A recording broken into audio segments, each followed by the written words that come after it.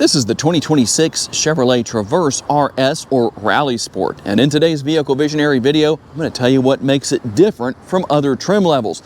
Hey everybody, it's Tom from Vehicle Visionary. I hope you're having a great day. The exterior color is mosaic black. One of the things that does set it apart will be the jet black with torch red accents. That's what we're going to have here. Now you will have the white contrast stitching on this area of the seat and right here, but the red contrast stitching here, and then the RS logo. Now in my opinion, that should also be in torch red. What do you think about that? Something else that will set things apart here will be the RS badging that we're obviously going to see in multiple places. Now, one thing that is also here, I'm going to try and cover some of the additional details for you. This isn't unusual, but you also have the LED headlights, LED daytime running lights, and your LED turn signal indicators, and the locator lights. That's what I just showed you right there that had that animated effect. You're going to find the 22-inch gloss wheels. You're going to have that gloss finish. This model is front-wheel drive, but all-wheel drive is available. Whether you go RS or any of the other trim levels available, you're going to have the same engine under the hood. It's a 2.5-liter turbocharged four-cylinder that makes 328 horsepower and 326 pounds-feet of torque. That will be mated to an 8-speed automatic transmission. 0 to 60, about 6.7 seconds. Top speed, about 145 miles per hour. I don't know how well you can see this, but here are your potential MPGs. 20 city, 26 highway, 22 combined, and 4.5 gallons of gas per every 100 miles driven. And how about those gas tank details? It's a 19.4 gallon gas tank. On a full tank of gas with front wheel drive on this particular model, you should be able to drive about 390 miles in the city and about 500 miles out on the highway. Decent numbers. Tell me what you think about those. We will find the roof rails up top. You can get the crossbars and increase your cargo space with those roof rails. Shark fin antenna. We're going to have our exposed rear window wiper, and just as we saw with those lights on the front, we're also going to have the animated lights here on the rear. That may not look very bright, but after dark it is extremely bright. And we're going to have the quad tip exhaust here on the rear. You can tow, when properly equipped, up to 5,000 pounds. And a couple more things you're going to find on this RS trim level. There's our RS badging on the rear, and you'll find the blacked out badging here as far as the Traverse logo goes. We're going to have the black bow tie logo right here. And when it comes to cargo space, let's talk a little bit about what you can find there. Nothing unusual as far as this particular trim level goes, but your space ranges between 22.9 to 56.5 to 98 cubic feet of cargo space. There is a spare tire, and it's located in this area right here underneath the floor. You actually have a diagram that tells you how to gain access to that. Not difficult. You just remove those little pieces right there. You just unscrew them and you're good to go. You can get that out and change a tire. Now, we're going to find a 12-volt power outlet back here. Hold that up so you can see that. One difference in these two rows of switches right here. These are going to be for the middle row seats. So I can push that and drop those down. Now you'll have to manually put those back up. However, the rear seats back here are going to be power, and depending on where the middle seats are set, you may have to move things a little bit to make that work. But you can also bring these rear seats back up, as you can see right there. There's one side, and then we can bring the other side up as well. Let's talk about what your second and third row passengers are going to find. Plenty of space with the armrest, a little bit of padding built in there, and the door bin. These are going to be power windows to lower and raise using the button right there. And a little bit more of that contrast with the red that we talked about with our front seats. The one thing I would like to see here is, again, that RS logo in these headrests. If you're going to have it in the front seats, you should have it on all of the headrests on all three rows. To gain access to the third row, we will use this button right here. That's going to get the seat out of the way. Hold that down so it gets up and out of the way just like that. One thing that is nice is that you can increase leg space for the third row passengers by moving these seats back and forth. There is a lever to do that. It is a little bit cramped back there. It's not horrible. I don't know that I would want to ride back there for too long. You can see that you have your connectivity right up there with a USB port, a little bit of storage space, and a cup holder, and that's going to be the same on both sides. One thing you won't find here is a sunroof, at least in this particular case. We will find our roof-mounted air conditioning vents. That's going to be in the second and third row areas. You can see the other vents right back there. The armrests are built into the seats. You can move those out of the way if you want to, or leave them down. Cup holders on the back of the center console, in addition to all the controls for the third zone of climate control. And then we're going to have our connectivity with the power outlet and some USB connectivity right here.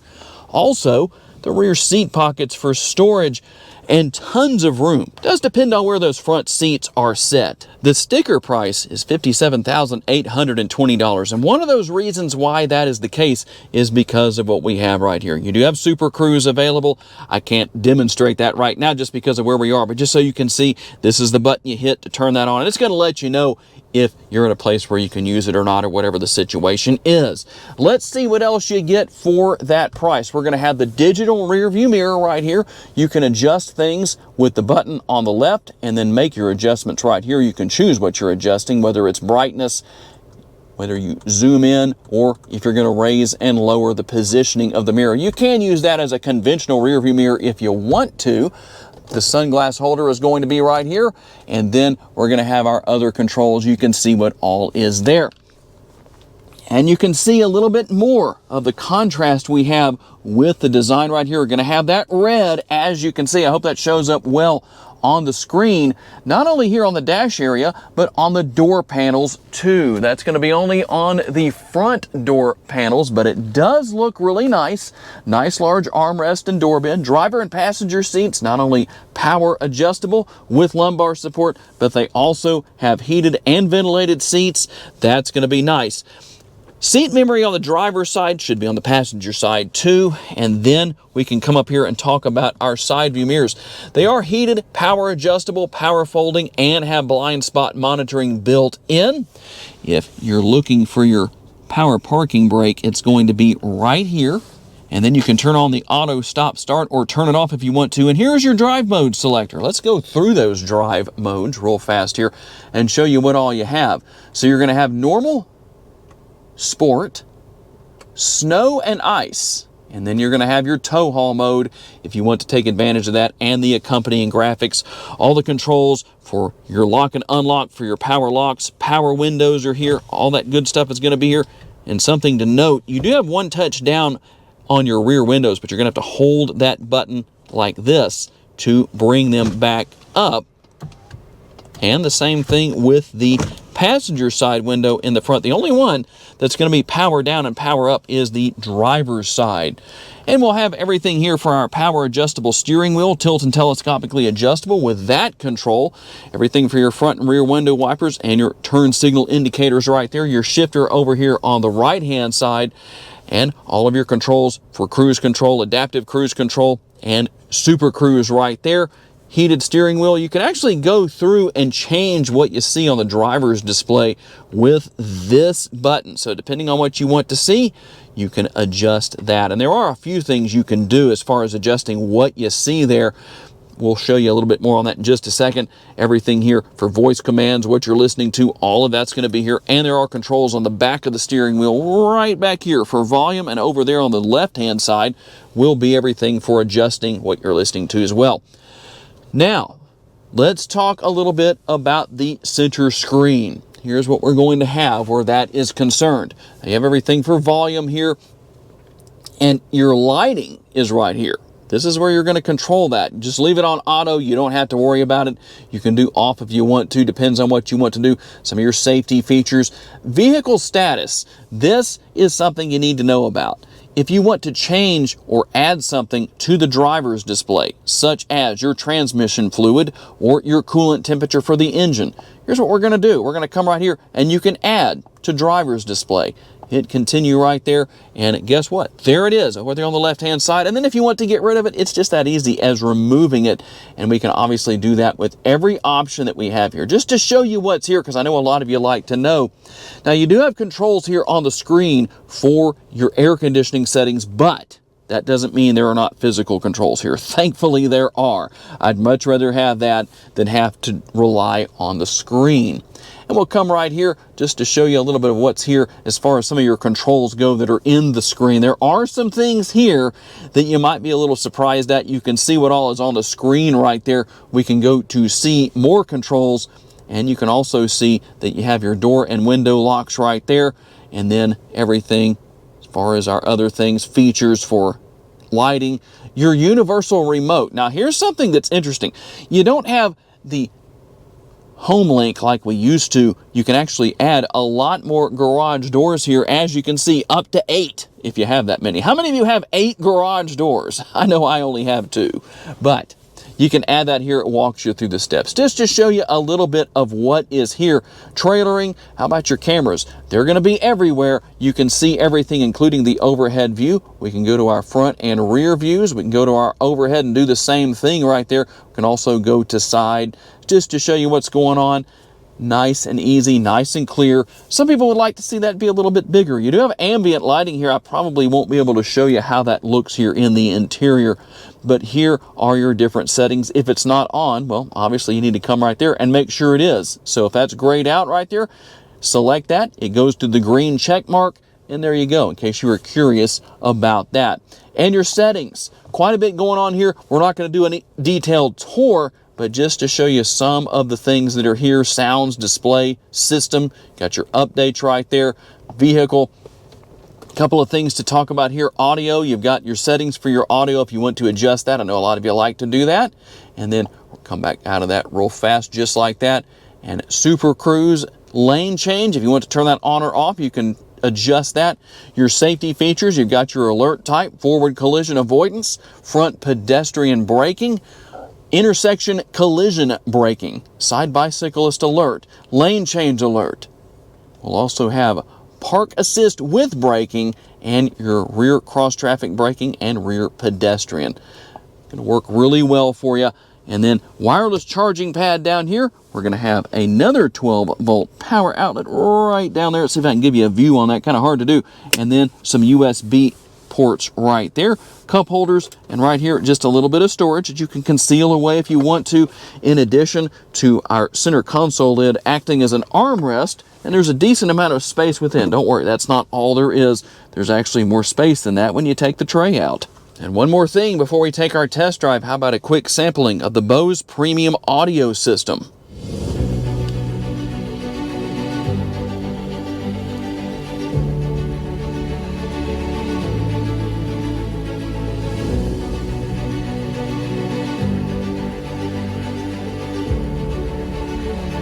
I know a lot of you ask for me to do that, so I'm trying to be more consistent with it.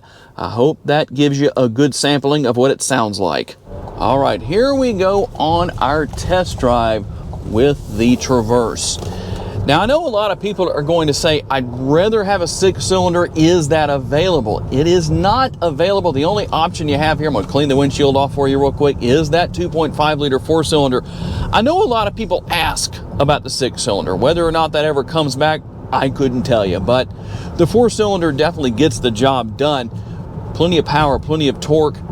For those of you that own a Traverse with this particular engine under the hood, tell me what your long-term experience has been.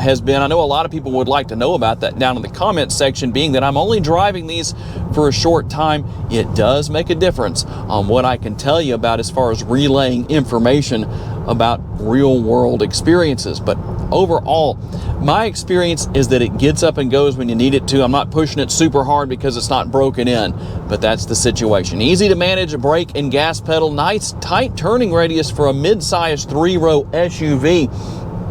And obviously easy to see out of. One thing that I can't show you because we don't have a sunroof, so there was no way for me to mount the camera where you could see this from a vantage point that would work, but people ask me a lot of the time, can you leave the cameras on when you're driving? You can. One at a time, obviously, but any of the exterior cameras on this Traverse, you can leave those on while you drive if you want to. Some people have asked about that, so just to answer that question, there you go. The technology is easy to learn and use. Very comfortable ride quality. The seats themselves are comfortable and easy to live with. First and second rows, plenty of space. Not as much in the third row, but you know what? It can work for adults if needed. One thing I did not mention earlier in the video, on those door handles, you might have seen that little button on all 4 door handles, on 2 on each side, obviously with the front and rear doors. What is that? It's called passive entry. You push the button, you can lock and unlock all 4 doors from the front or rear doors. Something that I think is very useful. I know I like having that on my GMC Sierra 2500.